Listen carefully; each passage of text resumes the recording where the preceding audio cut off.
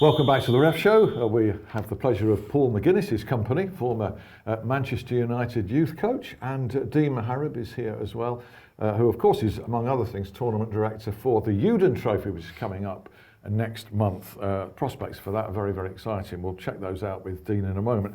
First of all, just a throwback to the last Premier League season when a stat stood out to Keith Hackett. The number of red cards, 41. Now, that may sound like a lot, but across 380 matches, I've worked out that averages at nearly 10 matches per red card, and Keith feels it's an astonishingly low figure.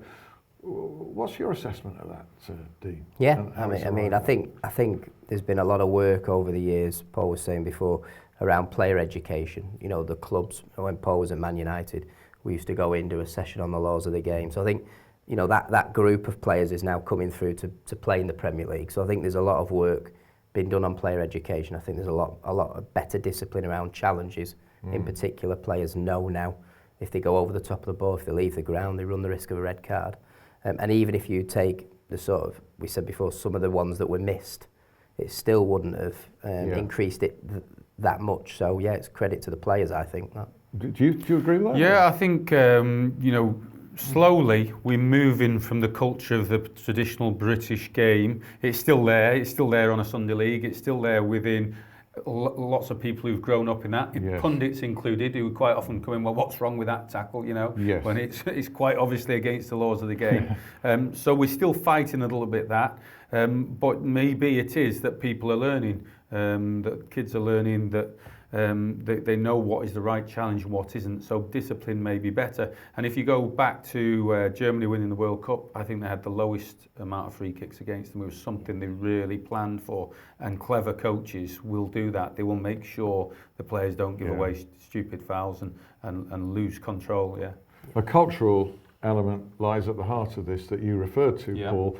We've always taken the view in this country, if you win he's won the ball, look, he's got the ball. That's always been taken as the criteria, hasn't it, for a long, long time. But of course, we had to throw that away completely, because winning the ball is not what it's necessarily all about, is it? No, you can win the ball and you can still be penalised, because if your challenge meets one of the criteria, being a careless challenge, or it's a reckless challenge, or even if it's one with excessive force, then obviously the referee can still penalise it. I remember challenging the Merseyside derby a few years ago where a player, I think it's Dirk Kuyt, went in on Phil Neville and he actually missed everything, and he still got a red card because of the way that he'd gone into the challenge. So because it was potentially dangerous. Well, Phil Neville had to evade the challenge to avoid injury. So another thing with helping the education of the players is going and playing abroad, because they play more closely to the UEFA FIFA rules, and when you go abroad, then there's an opportunity for you to learn about that. But still, you come back and it's like, come on, your dad, your granddad, and all that going gets, you know. So it's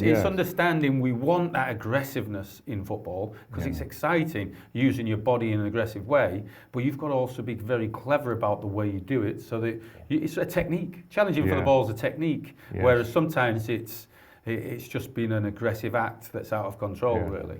Yeah. And another element to it, that Keith Hackett felt that referees were due some credit here, that he felt maybe their man management skills had been improved, that they were learning how to offset, you know, bad challenges by a little bit of dialogue or whatever. I think you know, for a number of years now, referees have tried to manage off the. I always say to young referees, you referee when the ball's out of play. That's when you referee. You talk to players. You calm things down. You have a word here, have a word there. I think the recognition of challenges this year hasn't been great for referees, but I think, you know, alluded to the positives, the man management side has been really good, and it's been developed over a few years in terms of actually calming situations down and not exaggerate. Martin Atkinson's a great example.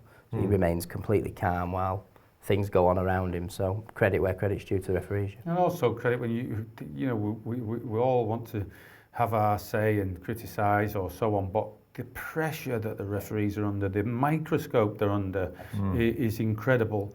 And so then to deal with that pressure, and quite often, look, everybody makes a mistake, you know, they make a certain mistake, then it's important that the next week they don't overreact and then maybe send someone off because there's an outcry, you didn't do it last week. So there's all that comes into it.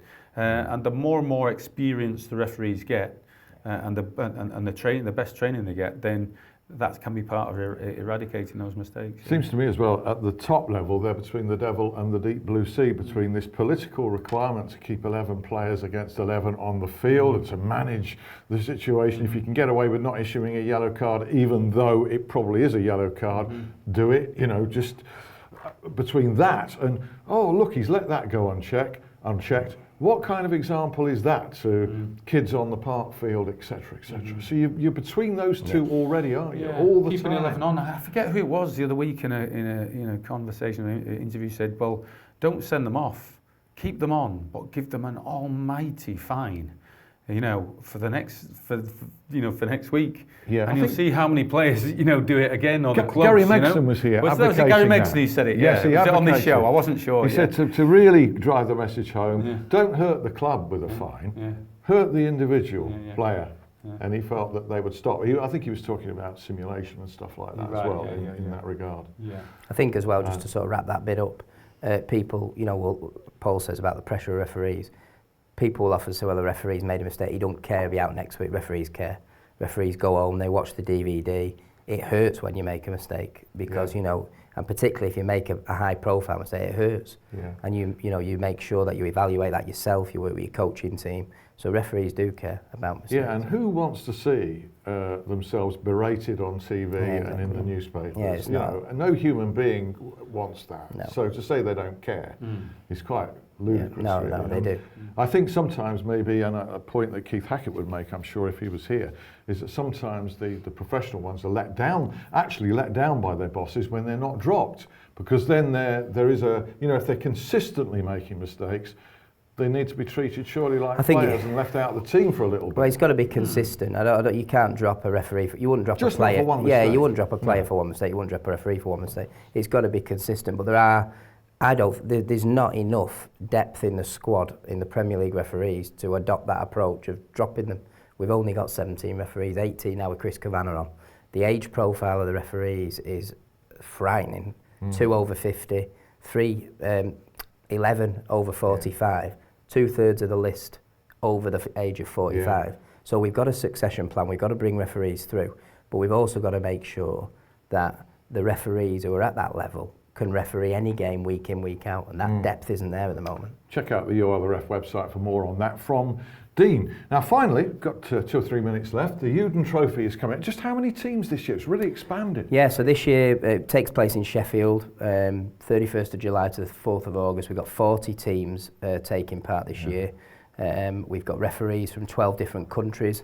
We've got teams from 4 different continents.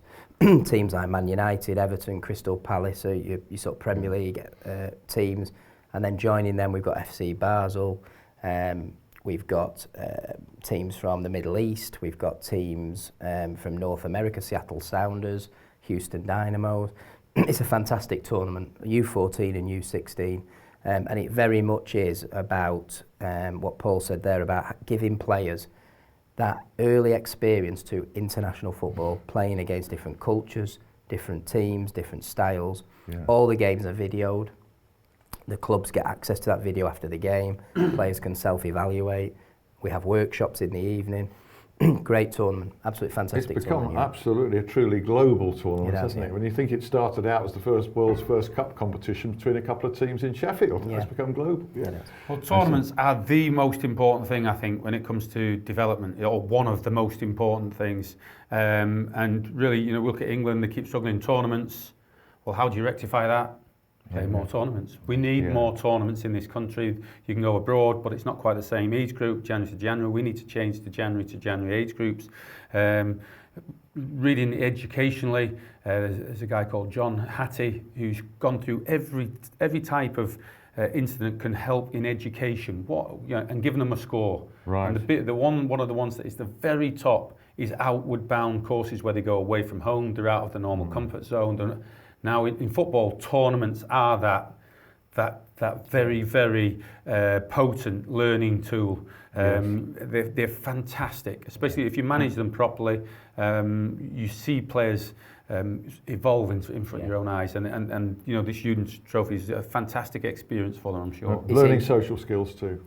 Sorry, I'm just going to follow up on what Paul said there. The feedback we got, because what we did at the end of the tournament last year is a review with the coaches, with the players and with my staff. So we did lots of different reviews. Yeah. And the main feedback that came back from the coaches was that a lot of them said they learned more about their players in that 7 days than they had doing Tuesday and Thursday night training all through the season. So that's tournament's fantastic. If I had my way, I would have a tournament season at the end of the season, 3 tournaments in a row, because then you take the lessons from one, you can have a weekend off, next one, have a weekend off, and by the third one, hey, we've sort of cracked this, it's not bad, we know how to plan the games and so on. You reckon you can manage to organise another 2 tournaments? spare time, Great stuff. We all look forward to that Youdan Trophy and look forward to another ref show next week. I hope you can join us. Meantime, grateful thanks here to Paul and to Dean. See you. Thanks.